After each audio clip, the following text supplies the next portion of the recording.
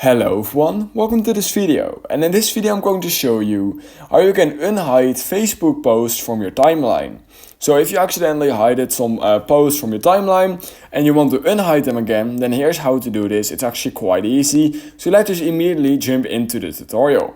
So all you need to do is click on the Facebook app and you want to open it up, and you want to go to menu at the bottom right corner of your screen, and then you want to click on this gear icon in the top right corner of your screen, which will bring you to settings.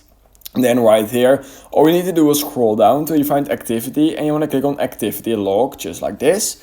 And then you want to click on the magnifying glass in the top right corner of your screen right here. And all you need to do is type in hidden, and then you will see this post hidden from profile, where you want to click on. And literally then all you need to do is unhide those posts from your Facebook timeline. I currently don't have any posts hidden from my timeline, but if you want to unhide them from your timeline, all you need to do is click on those three dots and click on unhide. That's really easy.